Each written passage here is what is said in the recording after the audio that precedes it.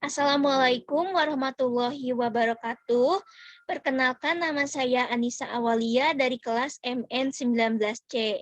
Tujuan saya membuat video ini adalah untuk memenuhi salah satu tugas mata kuliah teori portofolio dan analisis investasi. Di sini saya akan mempresentasikan materi tentang teori dan konsep investasi. Langsung saja, yaitu definisi investasi. Pengertian investasi menurut Henry Shimamura, investasi adalah suatu aktiva yang digunakan oleh perusahaan untuk pertumbuhan kekayaannya melalui distribusi hasil investasi seperti pendapatan bunga, royalti, dividen, pendapatan sewa, dan lain-lain. Untuk apresiasi nilai investasi atau untuk manfaat lain bagi perusahaan yang berinvestasi seperti manfaat yang diperoleh melalui hubungan dagang. Dan yang selanjutnya yaitu pengertian investasi menurut Kamus Besar Bahasa Indonesia. Investasi atau penanaman uang atau modal di suatu perusahaan atau proyek untuk tujuan memperoleh keuntungan. Yang selanjutnya yaitu dasar keputusan investasi. Adapun dasar keputusan investasi menurut Ten de Lilin terdiri dari yang pertama yaitu return. Alasan utama orang berinvestasi adalah untuk memperoleh keuntungan. Manajemen investasi tingkat keuntungan investasi disebut sebagai return. Yang kedua yaitu risk. Korelasi langsung antara pengembalian dengan resiko yaitu semakin tinggi pengembalian, semakin tinggi resiko. Oleh karena itu, investor harus menjaga tingkat resiko dengan pengembalian yang seimbang. Yang terakhir, yang ketiga yaitu the time factor.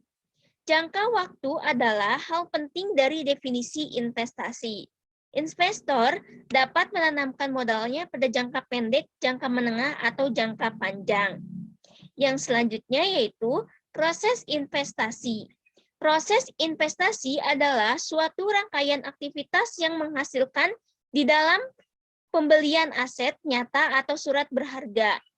Proses investasi berkisar tentang keputusan-keputusan investasi yang berhubungan untuk memaksimalkan kekayaan investor. Yang selanjutnya yaitu tujuan investasi. Yang pertama, terciptanya keberlanjutan dalam investasi tersebut. Yang kedua, terciptanya profit yang maksimum atas keuntungan yang diharapkan. Yang ketiga, terciptanya kemakmuran bagi para pemegang saham.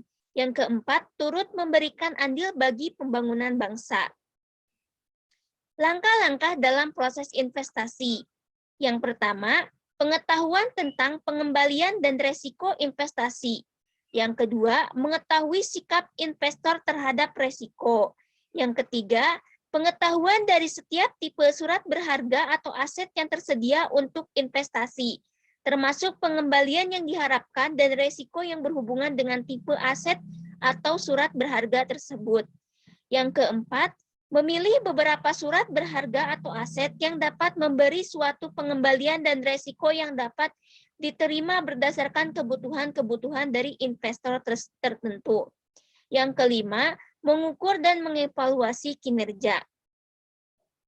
4 jenis investasi.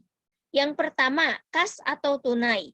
Aset investasi dalam bentuk kas umumnya ditawarkan dalam bentuk tabungan, deposito, atau reksadana pasar uang. Yang kedua, pendapatan tetap. Pendapatan tetap bagi investornya bisa bulanan atau tahunannya. Umumnya ditawarkan dalam bentuk obligasi atau surat utang dan pendapatan tetap. Yang ketiga, saham. Ini adalah bukti kepemilikan atas suatu perusahaan. Aset saham bisa ditemui pilihannya dalam bentuk reksadana campuran, reksadana saham, dan juga saham biasa. Yang keempat, aset fisik. Jenis terakhir adalah aset fisik yang umumnya berbentuk emas, batu, permata, dan properti. Resiko investasi. Yang pertama, resiko tingkat bunga. Yang kedua, resiko daya beli karena inflasi. Ketiga, resiko pasar. Keempat, resiko manajemen. Kelima, resiko kegagalan. Keenam, resiko likuiditas. Ketujuh, resiko kepenarikan. Kedelapan, resiko konversi. Kesembilan, resiko politik. Dan yang terakhir, resiko industri. Mungkin sekian dari saya. Mohon maaf bila ada salah kata dan kekurangan.